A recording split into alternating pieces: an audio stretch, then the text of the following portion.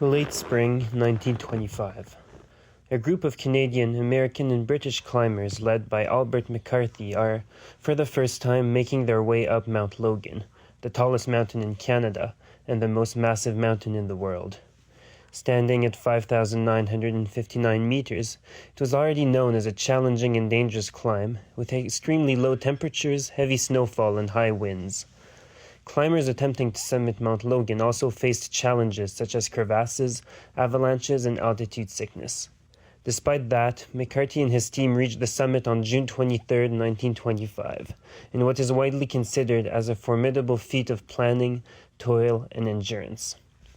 We are 100 years later. My name is Phillippe Gauthier. I am part of the Mt Logan Centennial Ascent team. Mt Logan, I have one thing to say to you. Here we come.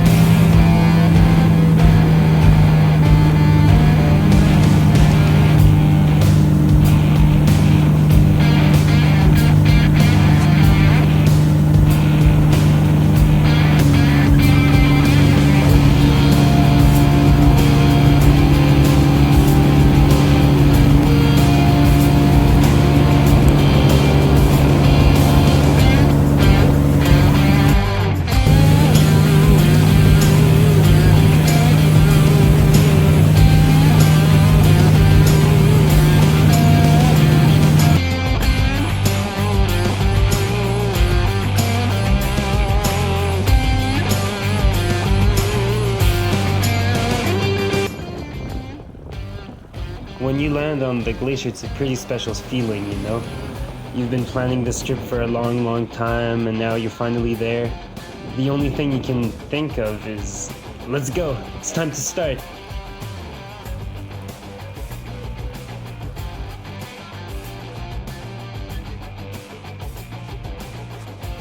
Quickly, you know, you get into a routine. Our day is separated in 3 phases: skiing, setting up camp, sleeping. Sometimes the weather's a little better, sometimes it's a little worse, but the routine stays essentially the same. It doesn't take long for us to be a well-oiled machine.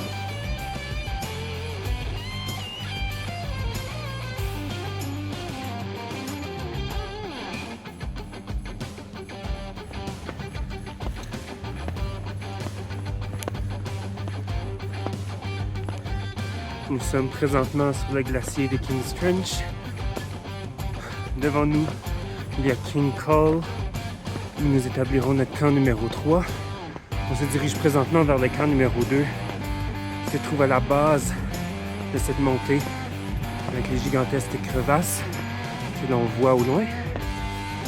À droite ici, il y a King Peak, qui semble énorme d'ici, mais bientôt nous serons plus haut de cette montagne. Et à gauche, la montée vers Prospector Col. Il faudra franchir pour se rendre au sommet du Mont Logan. On ne voit pas le sommet du Mont Logan à partir de où l'on se trouve.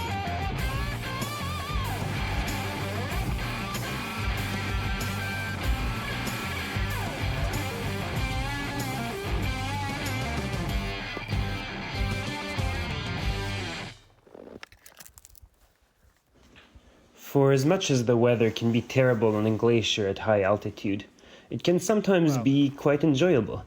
With hindsight, we were lucky with the weather at the start of the trip, and we enjoyed the time outside under the sun. Little did we know what was coming our way just a few days later. Jour 8, ou peut-être 9 de notre expédition. 4 jours qu'on est à King's Col. La météo nous empêche de bouger, probablement pour un autre 4 jours.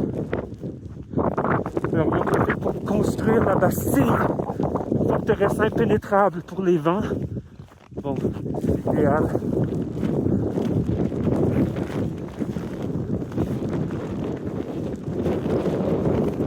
Comment on se sent, les gars? Ça va. On est plus chaud dehors de la tente qu'à l'intérieur. Yannick, un mot de sagesse? Hein? Un mot de sagesse? Non, on en reparle dans 5 jours.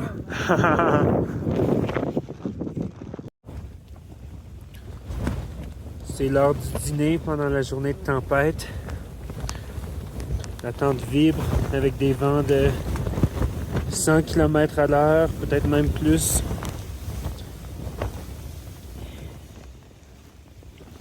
On sent le vent même à l'intérieur de la tente. Alors on reste bien relax dans notre sleeping bag. The storm we faced at King's Call was without doubt the nastiest I've spent in a tent. Winds were up to 100 kilometers per hour, our walls were 9 feet high and 3 feet thick, and yet the tent would shake like crazy. We spent 5 days hunkered down in our sleeping bags, only going out when there was a lull in the storm, so we could reinforce the walls.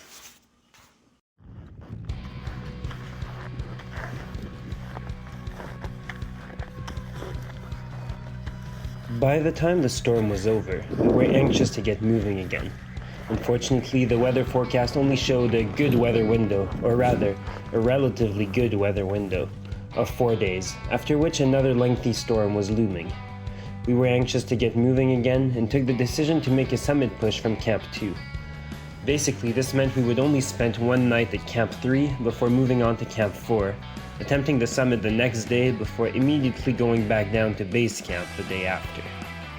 We knew that this was far from ideal, especially for altitude acclimatization, but having spent the 7 nights at 4,100 meters at Camp 2 on King's Call without any altitude issues, we were confident our acclimatization would be sufficient to get to the top. De nous, c'est le passage qui nous a donné beaucoup de fil à retordre. Notre première fois, on était dans un white-out, on voyait absolument rien.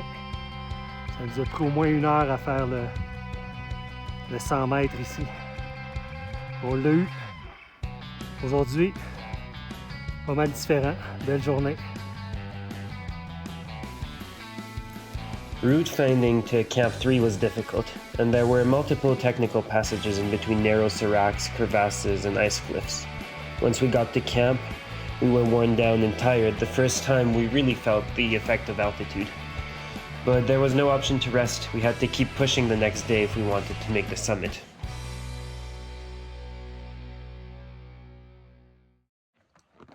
On day 12, as we were making our way to Camp 4, the inevitable happens. Marc and Phillippe start feeling sick with altitude sickness and have to turn around. We make the decision to split the group into a summit team and a support team. Marc and Phillippe would return to Camp 3 and support us from there while preparing our exit, while Simon, Yannick, and Charles would continue to Camp 4 in order to attempt the summit the next day. For the team continuing to the summit, this is as bittersweet as it gets. On se sent bien, il fait grand beau. Il vente pour changer. Et on est plein de givre, mais tout va bien. La journée du sommet, Charles, à quoi tu penses? Moi, je pense à revenir sans avoir trop froid. C'est l'objectif aujourd'hui. Moi, je pense Voilà. à quelqu'un d'autre. Moi, je pense aussi à Philippe et à Marc. et Philippe, Mhm. exactement. Ils sont avec nous aujourd'hui. Ouais. On ne serait pas ici sans eux, c'est certain.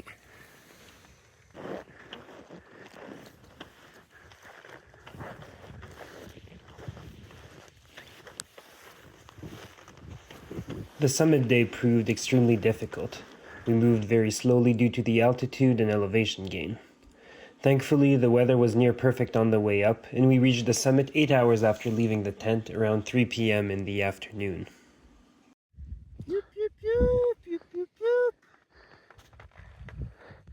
Le sommet du Mont Logan, 5959 mètres, le plus haut du Canada.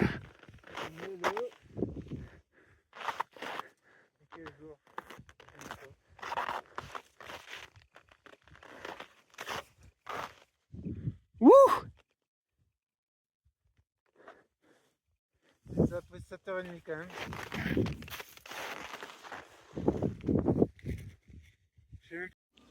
However, as soon as we started heading down, we got caught in a severe whiteout. This is the only picture taken that day after the summit. Safe to say, the 6 hours it took us to make it back to the tent were the hardest of my life. Ils arrivent. Petit camp 4 ce matin, sommet hier. To be honest, the last few days of the trip are a bit of a blur. We dropped back down to base camp in one day and then waited for the plane 4 days before making it back to civilization. Thinking back on the trip, we realize how slim the margins can be in the mountains. The difference between success and failure, if not death, can reside in the details: logistics, equipment, food, acclimatization, weather, morale. Truly, all the stars need to line up. Only 15% of people attempting Logan in 2025 made it to the summit, and the success of our group is due to the attention given to all of these success factors. 100 years ago, the McCarthy team summited Logan for the first time. The feat is only more impressive to our eyes in hindsight. Despite all the progress the last century has seen in equipment, trip planning, and physical preparation, we, an experienced, extensively prepared team, barely made it to the summit. For this, Mt Logan remains a mythical mountain, not to be taken lightly under any circumstance.